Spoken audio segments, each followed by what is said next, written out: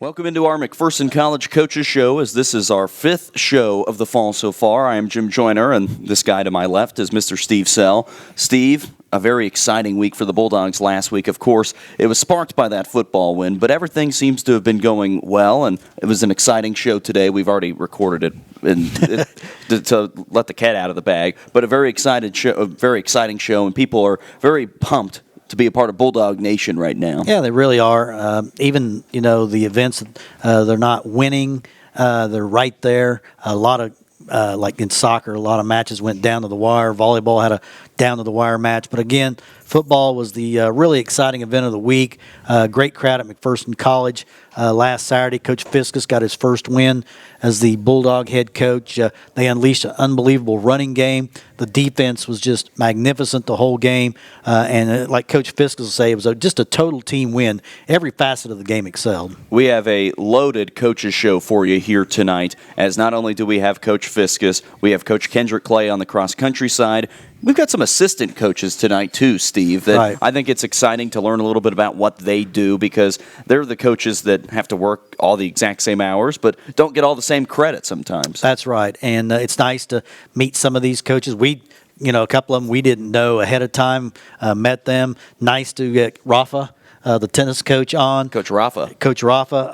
I think he could give other Rafa a run for his money. Yeah, the tennis program right now at McPherson College it has never been better. The last 6 or 7 years, the Bulldogs have just been fantastic. And Rafa, a former Bulldog, one of the best players in school history, has returned to coach the team, and he's really done a great job recruiting, Brian, a lot of new players to bolster the numbers. They have great competition in practice, and so far they have been dominating here in the fall season. Well, let's get into our first interview with McPherson College football coach Jeremiah Fiskus. Joining us on our McPherson College Coaches Show now is Bulldog football coach Jeremiah Fiskus, following the team's first win of the season on Saturday night, a 23-15 win over the Tabor Blue Jays. And, Coach, it felt like there was a lot of excitement after that game for your team, especially after Joey Hale, who we'll have on later on in the show, forced the game-winning fumble. You guys recover, and sort of the celebration began. And I think the word that you used with us was saying that this was an affirming moment. You were affirming what you guys already believed in, that you knew that you could go get these wins. I know it felt good to finally get win number one on Saturday. Yeah, well, it was just validation for the kids and the effort they put in. And, we don't make things easy on them by any means. And the more wins you can get and the more positive things you can get out of that, the more they believe in the way that you do things. So it just, it's affirmation and it's validation to the everyday approach we take. And after the game, the first thing you said to us was total team effort. When you look at that game, every facet of the game was really solid. The offense did its job. The defense was fabulous all night. The offense was very steady in the second half. You were able to protect that lead with the running game. You got a field goal out of your special teams, and you did a good job on kick coverage.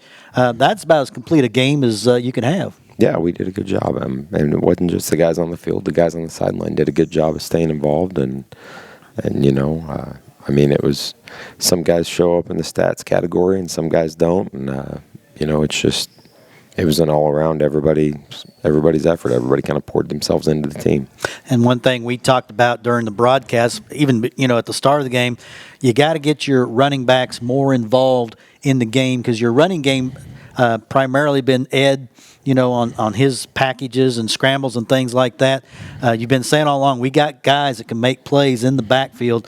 Lamicio Hill really stepped up. Corey Davis, Quashad Washington. You ended up with over 300 yards rushing and really controlled the line of scrimmage. Your offensive line really picked it up. Once they started breaking off some big runs, the offensive line, you could just see their confidence grow and your running back's confidence grow. Yeah, well, it's all part of finding out what your strengths and weaknesses are, because our strengths right now are not the same strengths that we had in the spring. And it's just kind of taking a little bit to figure out exactly what those guys can do and what their identity can be. And, those backs are all different. They're, Lamicio's a big, strong kid, and he can take it downhill pretty good. Corey's pretty versatile, and Quashad's about as explosive as you can be. I mean, the other night, we got to get him in the rotation more. He had 3 touches and had 36 yards, averaged 12 yards a carry. And he was double digits on all 3 carries. Yeah, he's that dude can go. And then, of course,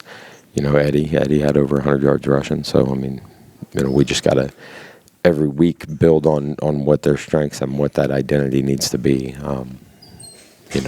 That's what we got to do. Have you come up with a name for the Lemishio Hill Wildcat package? Because the name I came up with was the Wild Mish. What do you think? Is that going to work? We call it a little something different, but I know this it's not that it's unstoppable. When you see that big joker behind the center, and that's all it is, we're going to come downhill at you. And Lemishio is interesting. He was actually a triple option quarterback in high school. So wow, he has really, really good ball skills. He can handle the football. And like I said, Lemishio was a guy that, he was a quarterback in high school. That was obviously before he was 240 pounds, but he's a big, strong dude. He's explosive.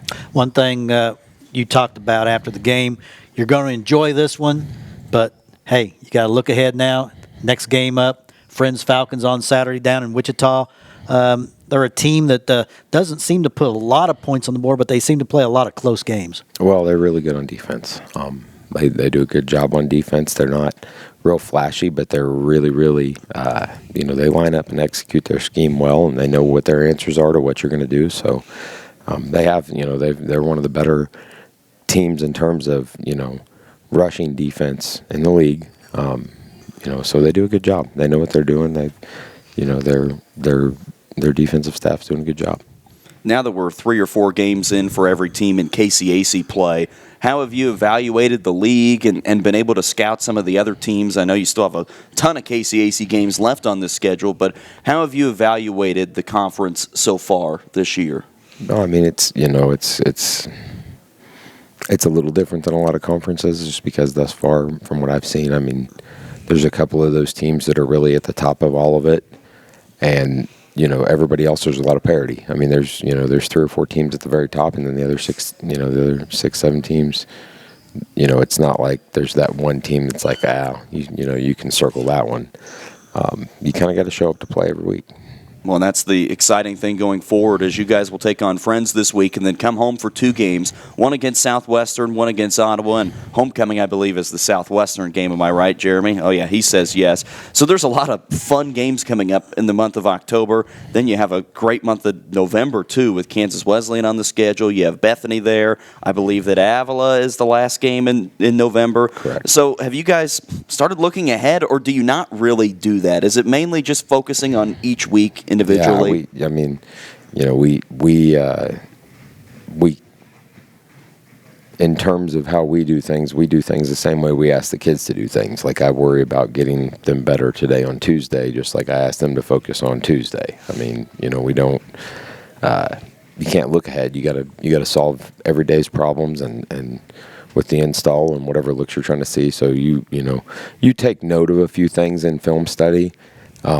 You take note of a few things in film study, but really, it's if you take note of something, it's helping the other side. Because we're seeing different offenses. Like this week against Friends, we're seeing 4 different offenses. So if you see something that's problematic or special, you write that down and when you get to that week, share it with the defensive staff. But you really got to worry about solving the issues day to day. Even when you were at a place like TCU or Henderson State, is that a similar approach that even some of those schools have? Because when you're at a place like TCU, you start thinking, what's Texas going to do in 3 weeks? How are we going to stop Jalen Hurts? How are we going to do this? So it's still, even at every single level you've been at, still very similar to that? Well, it's a little bit different there because at Henderson State, the exact same deal is here. At TCU, as a graduate assistant, your job is to be ahead. So, when the coordinator would come in on Sunday, you would need to be able to give him, information that he needs to really look at as he started studying the next opponent. And that's kind of, my job there was, other than handling everything else on the day-to-day side, your job was to be a week ahead. And like there, we would break down 12 games on every opponent. So you would have a rather large sample size. And some days, if you were playing somebody that was a little more basic, you play, at that time, if you played New Mexico or Colorado State, they were both down a little bit at the time. It was a 10-minute conversation with the coordinator, and when you played Boise State or BYU, you might have an hour conversation saying, all right, here's, but yeah, in terms of what we get done here, it's the same as everywhere else. You just take it day by day and, and just try to solve the problems from yesterday's practice and put the new things in for today. Well, maybe we can get you 5 or 6 more GAs, and they can start preparing for November, and we can have everybody very excited here. Yeah, well, it's a good thing. It's I've been lucky because I've been a part of a lot of different levels. It's like our GAs here, they are fortunate in terms of, yeah, there's GA work to do, but they coach positions and they have a recruiting area, so you get a lot of that experience, and really, that gets them ready to go, be a position coach or go be a Division I GA, just because they have some of those that you get a little more responsibility at a smaller place. Now, obviously, at the bigger place, it's got its benefits as well. My GAs don't quite get as much Nike gear as I got at TCU, but in terms of and I've got fortunate enough to be the GA at the FCS school and be the GA, and then you're kind of Coach Patterson kind of hit the nail on the head. Once you've been a GA, you're always a GA. If you're he's a guy that he'd be up in the office late on Wednesday night and he'd make his own copies. Just stuff like that. But our young guys are they're blessed in terms of they have a lot of work to do, but they do get a lot of experience. Well, Coach Fiskus, best of luck on Saturday as you guys go on the road to take on Friends. Appreciate you guys. Have a good one. Thanks, Coach. Joining us on our Coaches Show now is Bulldog football player Joey Hale, a senior from Hutch, and Joey had a terrific game on Saturday night in the Bulldogs' first win over the Tabor Blue Jays. Not only does he have 22 tackles on the year, he has sacks recorded, he has TFLs, he has interceptions, he has forced fumbles. Joey, how exciting was Saturday night for you and the guys to pull off win number 1 of the year and especially defensively beat a pretty good Tabor team? It was a lot of fun.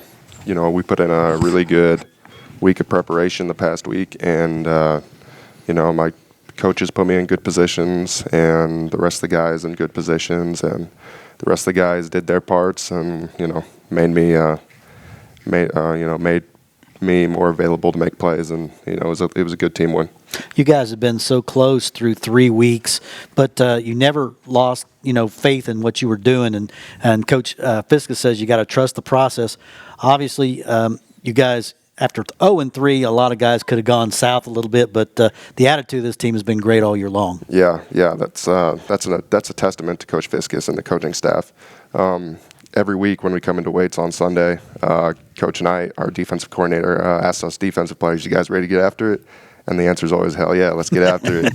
We're all ready to get going, and that's a testament to the coaching staff, having us prepared every week and ready to go to war. Tabor had several good chances to score in the first half, and you kept turning them away. Did you just feel like you were gaining more and more confidence as the game went along? Oh yeah. That's how I felt all season playing in this defense. It's a next play mentality. You give up a big play here and there, but you just move on to the next play and keep grinding away. Well, Joey, one thing that came to my mind at the very end of that game, of course, after the interception and then the forced fumble to kind of seal it, the first thing I thought was, man, I'm glad Joey Hale decided to come back and play this year because you didn't have to. You had 1 year of eligibility left, and you could have decided, I'm going to go work in the world and not play football and go hang out. But how glad are you after a win like that you decided to come back? Oh, extremely glad. I know that guy over there is pretty glad that you're back. Oh, yes, I'm extremely happy to be back. I'm grateful that I got to talk to Coach Fiskus when he first got hired on here because he made the decision so much easier to come back. And it's been a lot of fun, and I'm really enjoying it. Talk about the play. You picked the pass off. You were pointing at your defenders. It looked like you wanted to take it to the house. You turned into a fullback. Were you ever a running back in your days in high school? Not in high school, but at Hutch JUCO I actually played fullback and tight end. So it's kind of you were pointing down natural. the field for your blockers to, hey, I want to take this to the house. Yeah. I was hoping somebody could maybe cut off the quarterback there, but I got caught from behind. So, well, what are some of the things, Joey, that you guys have talked about going forward in the next couple of weeks at keeping this momentum going, especially on the defensive side? You guys have been really, really good through 4 weeks. What are some things you've talked about and are working on to continue to keep this positive momentum going? Mainly just, like I said, the next play mentality, taking that into every day. it doesn't really matter what you did last week. It's just you got to continue to grow as a team and as a player, and carry that over into the next week. And that's kind of what we've been doing the past few weeks, and we are going to continue to do that. A positive for you guys is I noticed throughout the game on Saturday, you've got a really nice rotation going in your D line. 3 guys in, 3 guys out. How much of a help is that for you that you don't? I know you like to be on the field every play, but you do get a break there that makes you maybe a little stronger toward the end of the game. Oh, it's a big help. Big help. Having guys that can come in and there's no drop off. It's nice knowing that I can go in for 3-4 plays here and there and then get 3 or 4 plays off and let those guys go to work. It keeps us fresh while their offensive line is getting tired. So it's a big benefit for us. Joey, what's your major, and where do you want to be here in a year from now whenever you're done with school? I'm a business management major, and I'm going to go and get into grad school and hopefully get my master's in coaching and, hopefully coach some college football somewhere. Well, I know a coach that would probably hire you on as a GA. I bet he has some connections as well, as Coach Fiskus is standing over there in the background. But, Joey, congrats on the great win against Tabor last Saturday night, and good luck against Friends this week. Thank you. I appreciate it. We continue on our Bulldog Coaches Show as we're now joined by Lamicio Hill, who had the biggest game on the ground for the Bulldogs in the win against Tabor on Saturday night, a 23-15 win. They were throwing you out there, and you're backpedaling into the end zone for touchdowns. You had another one late in the game that helped kind of make that one a little easier to win. Of course, it didn't seal the deal completely, but I'm sure it felt good for you to be able to finally have that big breakout game that you've been waiting for since you've been here. Yeah, it really felt good. The offensive line put me in a good position, and the coaches put me in a good position to have a good game. So I was just really blessed to be able to go out there and contribute for the team and actually get us a win. So You've been patiently kind of biding your time, and you and I always talk because you're one of the more outgoing guys on the team, and you always come over and fist pump us and always have a smile on your face. How difficult was it? You wanted a heavy workload early on. You didn't get a heavy workload, but now that you have, this is an advantage. You can take it and run with it. I was very patient. I was just waiting for my time. I already knew my time was going to come. It was just right time, right moment, right opportunity, and I just had to capitalize on it.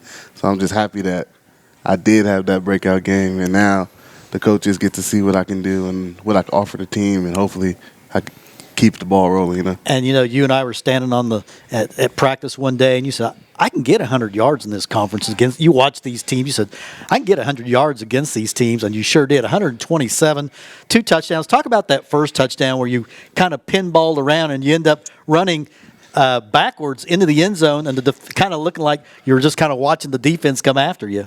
Yeah, when I broke through the secondary, I saw the safety, so I speed cut it to the right, and then the corner hit me, and when he hit me, he turned me around, but I thought the safety was going to be there, and when he wasn't there, I was just like, oh, wow, he's not here. Mm-hmm. But I was scared to turn around and trip, so I just backpedaled into the end zone. Well, Lamicio, tell us a little bit about your background and your journey getting here to McPherson. I know you're from California and made the JUCO route for a year or two. I don't know how long you were at Bakersfield, but tell me a little bit about your journey to get here to McPherson. Out of high school, I was highly recruited, and I ended up not having the grades to go anywhere, so I ended up going JUCO. Went to Bakersfield College, had another great season, and was kind of highly recruited out of Baco. Then my last semester there, failed all my classes.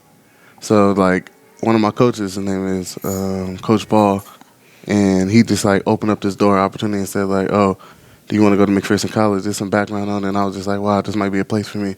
So I, went to summer school, did 2 classes, passed them, just to come here. And it was just everything just worked out, so I'm happy to be here, blessed that I had this opportunity to come here. What are some of the differences that you have seen from year 1 here to year 2 and being a part of this team early on in this year? I would say the attention to detail and focus during practices and just meetings and everything. When I first came here, it was okay, this is a low-key a joke. But then since Coach Fiskus took it over, it's just way more attention to detail, way more grinding, way more everything is people found love for the game again because how he's coaching, how he's instructing us to do it, and just the way he's taking us. So it's I love it.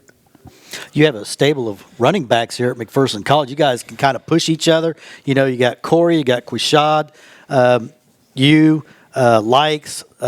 You guys push each other probably in practice, and you realize when you get on the field, you got to make the most of your opportunity, or they'll look at another guy. Yeah, that's the crazy thing is that, like, we don't look at it like that because we're like a tight-knit group. Me and Corey bounce off of each other. We sad to lose Likes, but he was there right with us. And then we got Q, who's always inspiring. As soon as we come off the field, everybody's like, oh, what did you see? How the defense is hitting? Like, okay, next man up.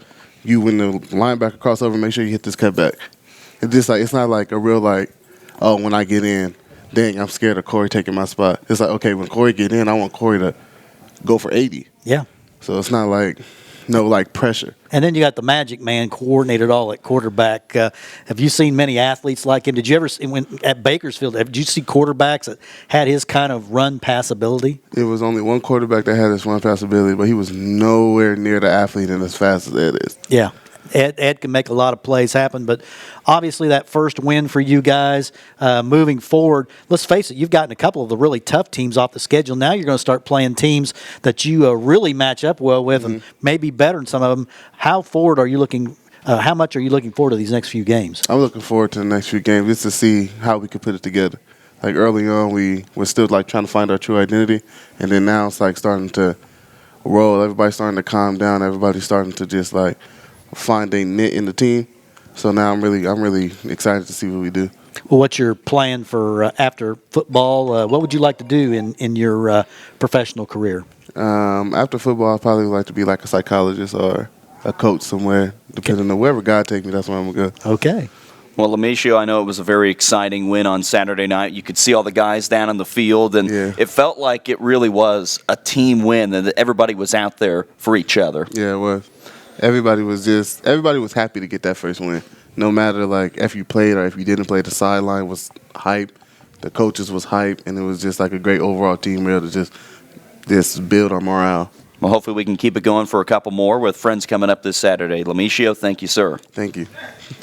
We continue on our McPherson College Coaches Show tonight as we will talk about the Bulldog volleyball team with assistant coach Jimmy Hayashi. I think Coach Cahill must be sick or must be doing something else really important. That's why he sent down the assistant coach. We've got a couple of assistants tonight, but Coach Hayashi, we're glad to have you on today. Thank you. Appreciate it. Glad to be here. Well, as we look back on the Bulldogs last week, a really tough loss for this team as you guys were at home and taking on Tabor and jumped up 2-0 and I think won 25-12, 25-13, and then lost the final 3 sets to lose that match.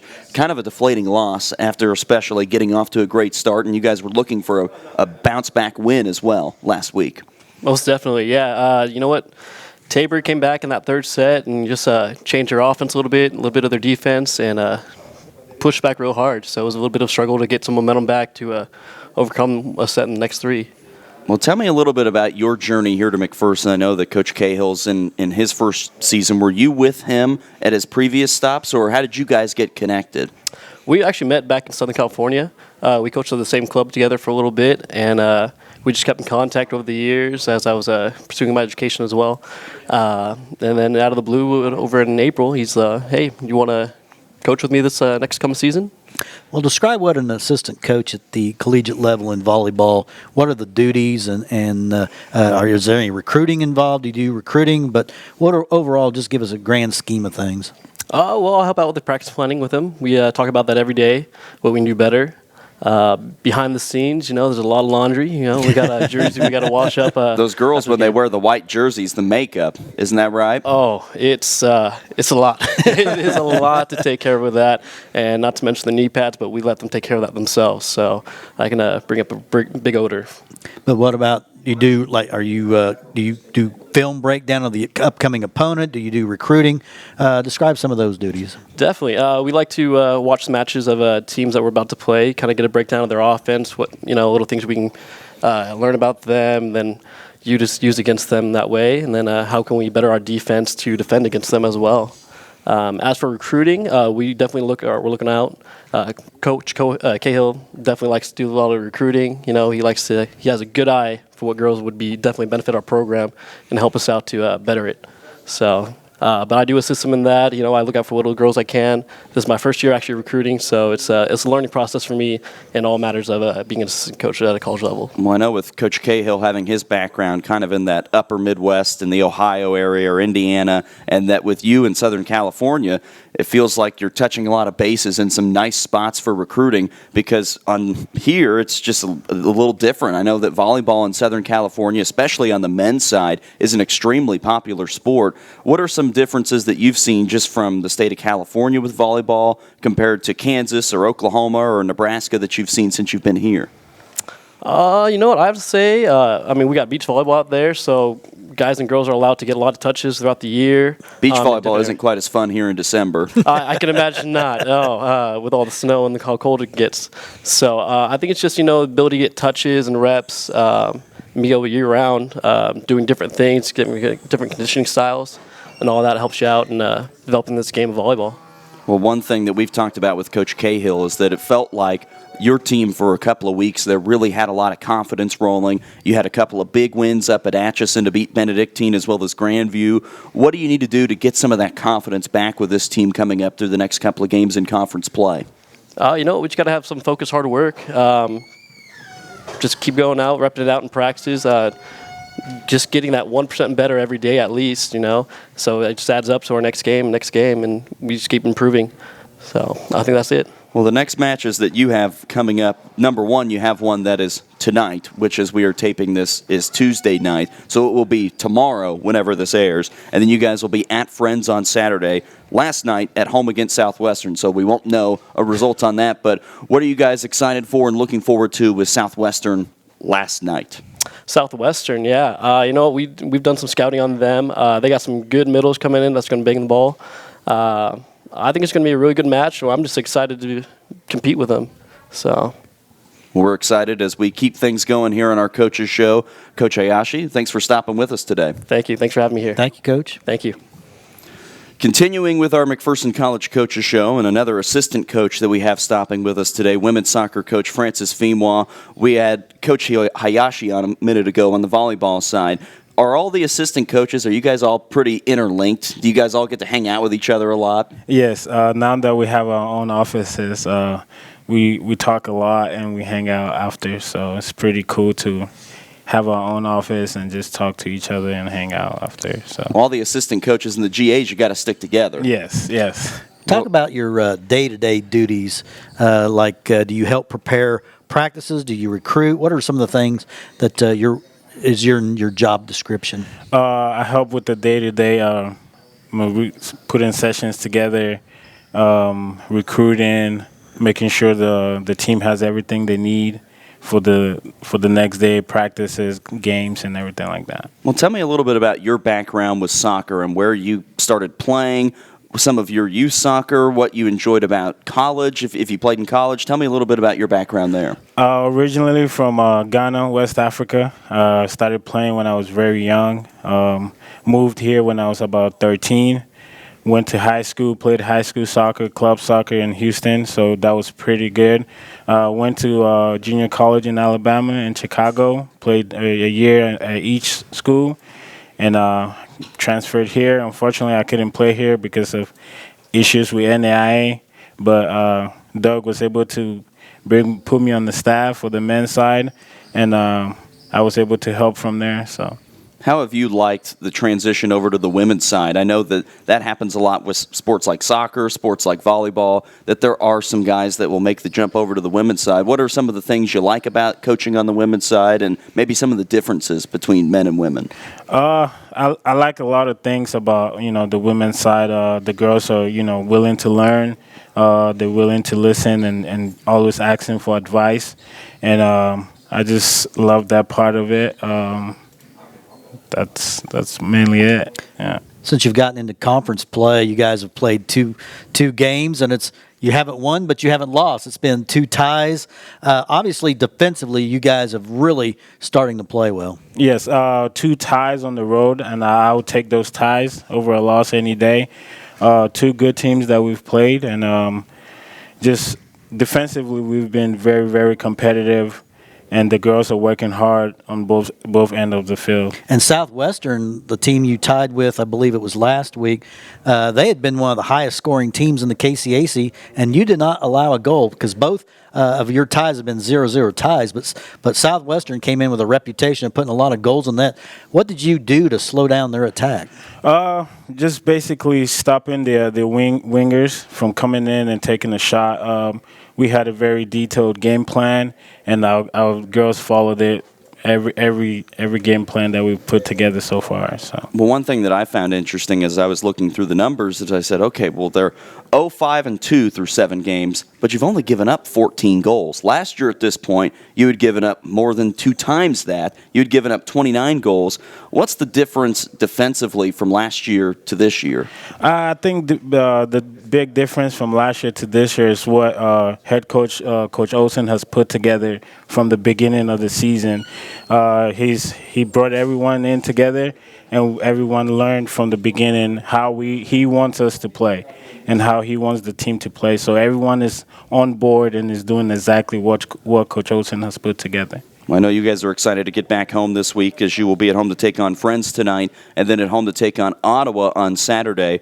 What can you give us for a scouting report on those two teams and what to expect with them this week? The game against Friends is going to be a tough game. The tougher opponent will win the game on Wednesday, and with Saturday, it's an even game, and we're going for both wins. Well, Coach Femois, congrats on getting this season going, and we're looking for win number 1 coming up this week. Thank you so much. Thank you, Coach. Thank you. We continue on our McPherson College Coaches Show as we talk with men's soccer assistant coach Kent Freund, and we have had several assistant coaches on today, and we've asked them how the life is being an assistant coach or even some of the GAs and how everybody sticks together. Who's your favorite assistant coach on staff? Ooh. This is going to stir up some controversy. That's going to be a tough one. I feel like I have to say Daniel Hayashi, the women's volleyball assistant. He's my roommate currently, so I feel like he might have some strong words for me if I you got to pick him. if I don't choose him. So I would have to say honestly I've enjoyed everybody that I've met so far here at McPherson. Whether it's Francis, whether it's Daniel, whether it's Amanda, the softball assistant, Cree, the basketball assistant, everybody that I've met so far is super friendly, super fun to work with. They all have different personalities, but they're good people to be around. Well, unlike some of the other assistant coaches and other coaches here on staff, I know about your path to getting here to McPherson because you and I were both at Baker at the same time, and yes. You were coaching with Coach Nate Hauser on the soccer side for the Wildcats. Mm-hmm. So how have you liked your adjustment going from Baker and Baldwin City here to McPherson? It has been a whirlwind the past 2.5 months. Joined on pretty late in July. But it's been amazing so far. I've definitely been tasked with some different responsibilities from what I was doing at Baker University, more on the goalkeeping side of things, and I've just kind of been able to dive into what it takes to run a program, what it feels like to be able to have input and say, and it's been fantastic. It's everything I've wanted. You're really going to start to get into the heart of the schedule now. You're in conference play. The Bulldogs, tough loss, I believe, in their last game. 1-1 in the KCAC. What do you feel like you guys need to do moving forward to start to make a run so you can get yourself into playoff position? We've done well defensively throughout the year, especially start of conference play. I believe that we've limited both teams to a total of 8 shots. From 2 games, which, 4 shots a game is fantastic. We've got to be a little bit more dynamic moving forward. We've got to be willing to make runs in behind. We've got to be willing to stretch defenses, and we've got to be willing to shoot the ball. Right now, we're just not getting enough of that. We're not having somebody that's going to take a hold of the game and say, I'm going to score. I'm going to be the guy that stretches this. I'm going to be the guy that makes the difference. And I think that's where we're trying to find. We've got a ton of fantastic attacking players, but everybody wants to kind of pass off the responsibility a little bit, and that's that's where we're trying to find the guy right now. Trying to find the guy that makes the difference. Well, with you being at Baker for the time that you were, there were some really good men's soccer teams in that conference. Baker was a top 10 team most of the time you were there. You throw in a school like Missouri Valley, who was really good. You throw in a school like Central Methodist, who is still really good right now. How has it been adjusting to a new conference, learning about new opponents? I'm sure you saw a few of these teams on the schedule. I know you guys played Ottawa a decent amount. How has it been adjusting to a new conference and trying to learn each team's new ways that they play? It's been interesting. It is a little bit different. I mean, I was coming from a conference that at any given time would have 5, 6 top 25 schools. So I nothing to take away from the KCAC because there is a lot of teams that are getting better, a lot of teams that are improving. So just making sure, the big thing is making sure that we are ready to play. We should be focused on what we can do, what we're doing, more than anything that we're focused on with other teams.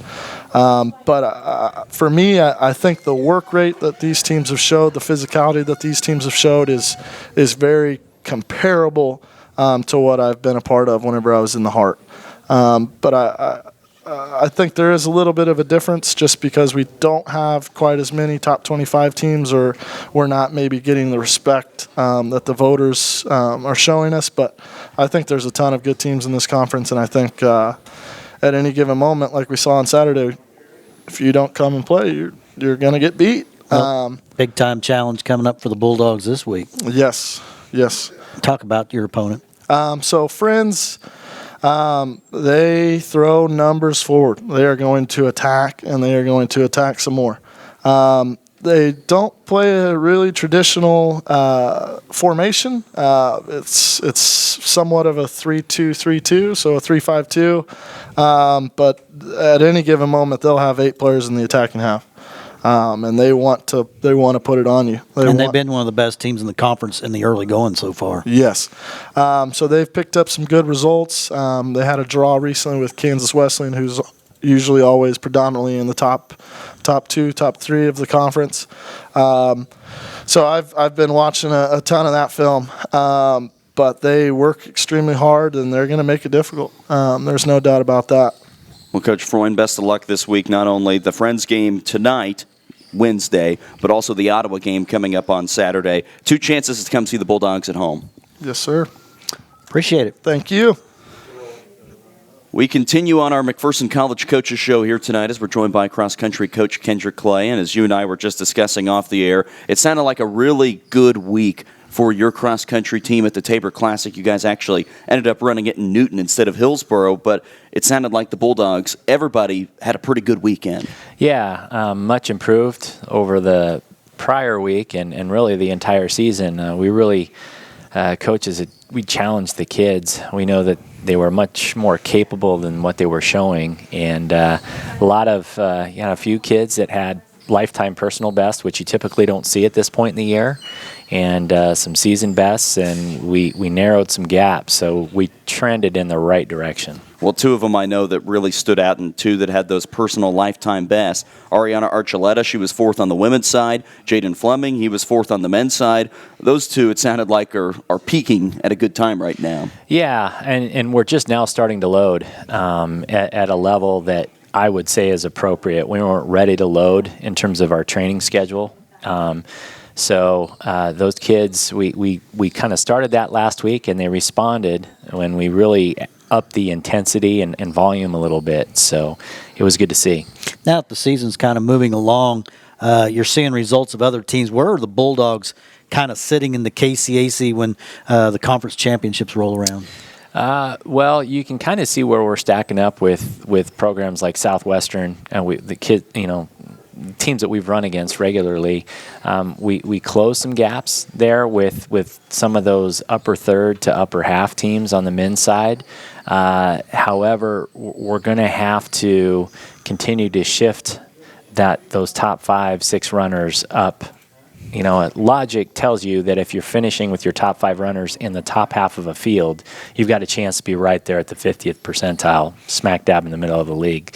There's that potential on the men's side. On the women's side, even with 3 of our top 5 women showing marked improvement, we still had the same 1-5 gap that we've had all season. And you're kind of still seeing that negation of progress when you're 4-5 or just too far back. The points add up. So the women are largely probably unchanged. We're probably right now looking towards the bottom third of the league unless something changes. The potential is still there. We're still capable of being mid-pack. Ariana's running up, obviously, far up into the field. Leanne has given chase and ran more aggressively the last 2 weeks. And Georgia Hitchcock, for a freshman, has run very consistent and has been very competitive. We've been up and down with our other runners, so we need to try and shift those gals further up to get it. Are you getting healthier? Because I know early in the year that was kind of your concern, was the health of the team. Yeah, we've gotten some good news in a couple of cases. Kids are going to be banged up. Part of that comes from what has occurred over the course of the summer and not being ready to go and not doing everything you need to do. And we've been working on that culture and establishing those expectations. But we are getting healthier. We do have that potential. I know what I want to do in terms of our training schedule for the next month, but I'm going to definitely watch very closely how they respond with training before I, plan, say, the next week out, because it is very touch and go. Volume is paramount, though. It's really simple. If we just increase how much we're running each week, we have a heightened chance to run faster. It's really that simple. I know I would understand how a basketball summer training would go in the off season. I know how football works, but for cross country, it's obviously run. Mm-hmm. But what kind of volume and intensity are you having these athletes run during the summer? Or you want them to have a little bit of time off to be able to recover for the fall? How far back do you go into the summer where you want them to be running on a daily basis and training at a high level? Yeah, you certainly, people all have different starting points in terms of their raw ability. And I'm going to bore you with a little bit of science, but it takes 8 to 12 weeks to improve your aerobic capacity anywhere from 5 to 20%. Obviously, younger runners are going to improve more quickly. Those that are more experienced and have more miles in, say like a Jesse Freeman that improvement's going to be much smaller. Consistency is key. And what we found with training theory is it has to be consistent and it has to be done over long periods of time. So really what you see in some high school settings where kids are running a couple months and then they're in basketball or wrestling and then they do track for a couple months or then they play baseball, is they're running a lot on raw ability because they don't run consistently enough over the course of the year to really meet their potential, which is fine because they're young athletes, and coaches like me want athletes that have been involved in multiple sports. But we really need our kids running. The men, you have to get to a point where your men between June, July, even if you say late May when they get out of school, June, July, and through August, an athlete needs to be at 500 miles or above. And women probably above 350, 400 miles, at least. When you look at what St. Mary's is doing, they probably have athletes running 600, 700 miles in those 3 months. That sounds like what you and I do in the Yeah, typically. Yeah. They're putting in more miles than some people do in their cars. Yeah. Wow. Well, I'm glad that we have a science lesson now. Yeah, well, Makes sorry me to bore feel a you with little that smarter. science. No, I think I just got smarter. Mileage is paramount, and then you implement some things that are about 85% of roughly what their race pace is, tempo runs. It's high end of aerobic development, and then, of course, you're doing at or faster than race pace intervals of varying distances. That's kind of the nuts and bolts of it. Right now we're at a point where it's very simple and a lot of repetition where they get that immediate feedback and they know where they stand. Well, you guys won't be competing this week, so we can let you go and let you off the hook for today. I appreciate it.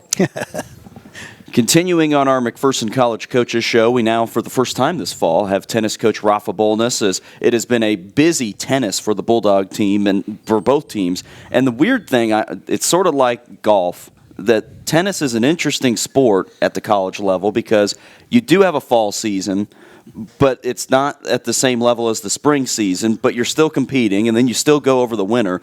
How has this fall been so far for the Bulldogs? It's been a very good fall, I would say. We've had a lot of new players. We had 6 new freshmen on the men's side. We have 5 freshmen on the women's side, and then the sophomore transfer. So it's been a new season, new dynamics. Overall, the level of play has been very good. And like you said, the fall is more individualized. And when we go into the spring, it will be more united as a team. So, yeah, that's kind of how our fall went so far. And you've had some very good results lately. You've played a couple tournaments. Talk about those tournaments so far. So the first tournament was an open invitational tournament, and we had a lot of Division II teams show up. Oklahoma Baptist was there, Emporia State, also junior colleges with Cowley College and Barton Community College was there, and some KCAC schools. We did really well there. After that, we had KCAC individual tournament. That was just with the KCAC schools, and how that works is all the number 1s go in one bracket, all the number 2s go in one bracket, and on the women's side, out of the 9 brackets, so 6 singles and 3 doubles, we got in 9 finals, and we won 8 of them, and the one that we didn't win, we got second. Well, what has to excite you on the women's side, last year you did not have a full team. Correct. And now you've taken over, and you were kind of on the ground floor. McPherson College was a tennis power for a long time. Then it kind of fell off a little bit. And kind of when you got here, it really turned around, and now McPherson College has basically become the gold standard program in the KCAC. But the women's team last year almost, they had a really great year for only having, I believe, 4 women on the team. You had to forfeit some points, but obviously one of your goals when you took over was to get the numbers built back up for the women. It looks like you've done that. Yeah, it was the main goal for me last year was to try and find enough ladies to fill up the roster, and I've been very blessed and lucky that every person has committed to our program and has done very successful. I cannot say enough about the new recruits on the ladies and men's side about what they've done so far. And I think the future looks very bright on both sides. Well, another thing that's very interesting about McPherson College tennis, and this is probably different than a lot of other towns in the KCAC, McPherson is a tennis town. I mean, you drive around this town and you see tennis courts all over the place. I know the courts at Wall Park were just acclaimed by the USTA at the US Open as one of the top courts in the country. So when you have some resources like that, let's say, oh, well, we've got some stuff going on at our home courts. Oh, we'll just go over to the high school to their stellar setup. It's got to be nice to be in a town like this with so many great tennis facilities. Correct. When I graduated from here, I always want to go back into coaching, and I got my master's degree. And when I got a call from Andrew Ealing with this opportunity, I knew that I was going to walk into a town and a college that is all surrounded by tennis people that want to get better, that want to put time into it. And so I just feel very blessed to be here, and I knew coming into this that, yes, McPherson is a tennis town, and that's why we're being so successful. It's because of the people behind the scenes and what they do, and we're really moving forward. So, and one thing about tennis, I've found intriguing, you've got a mix of American and international players. Talk about recruiting internationally, how you go about that. I know it's a lot of internet stuff, and you have contacts over in the other countries, but talk about that. It is a different dynamic. You first talk to agents, and they will come up with some players and say, hey, this guy is looking, or this lady is looking. And often the first thing that you talk about is actually the price, like what scholarshiping, what is the cost going to be. And when you find a couple kids that fit that price range, then you get to contact the kid. So it's a completely different mindset. Here with the United States citizens, you get them on campus, they get a tour, they apply, and then you kind of look at, I have this offer, this offer, this offer. With the international students, it's like, okay, the offer is here. All right, now let's see if I like the coach, like the college, and that's how you move forward. So and one thing it's got to help you guys as far as international players, the success you've enjoyed, because you're on about a 6-year run right now where McPherson College, it's got to be appealing to say, hey, we've been going to nationals every year. As soon as our season's over, we're heading down on a trip to see the best teams in the country. That has got to be a great selling point. Yeah, it is definitely one of the main selling points I have. The secret is out. Thank you. But no, I that's definitely something that we are very proud of, and we want to continue that legacy of going to nationals for sure. And for those that don't know, Rafa is one of the all-time best players in the history of this program and the KCAC. So you've brought a lot of prestige to the program. Well, yeah, I was a pretty decent player, but I would like to just always credit the coaches and the people around me. The coach that recruited me, Craig Holman, has been there for my whole tennis career here, and now he's a great mentor for me with insight and just advice. Well, I know you guys have a big tournament coming up in Rome, Georgia, as you'll be playing in the Oracle Cup. Tell us a little bit about that event, which I think is in 2 weeks. So what happens, they just expanded the singles draw, but every region, the winner gets to go to Rome, Georgia. And so there's 7 regional winners, and in singles, they are expanding the draw to 16. So there will be 9 at-large bids. But in doubles, there's still 8, and so there's only 1 at-large bid. And so those teams will be competing for an individual national title. And then at that same place at the same time, Division 2 is there, Division 3, and Junior College is there. And so it's a really, really cool event. And the winner of that will get an automatic bid into the Division 1 National Championship. Wow. So it's a very cool individual tournament. And we also have had the pleasure on the men's side that we've won the doubles regional champion the last 6 years. And Brittany Ziff has now won it twice in singles and doubles with her partner Erica Paradise. And so even there, we're trying to build a legacy of we want to make sure we're the top in the region every year. So, well, the good thing is you can find all this information at MacBulldogs.com because your sports information director happens to really like tennis, and so I think he's always going to promote the stuff that you guys do. Right. But No, I agree. Rafa, we appreciate the time today, and best of luck the rest of this fall. Well, thank you guys for having me. I really appreciate that. Thank you guys. Thank you. We're now wrapping up our McPherson College Coaches Show. Steve, another fun show. A little different this week in terms of having the assistant coaches and only one athlete, but still a very fun show, and we're glad to keep this thing rolling. Oh, yeah, and, McPherson College right now, athletics has never been better.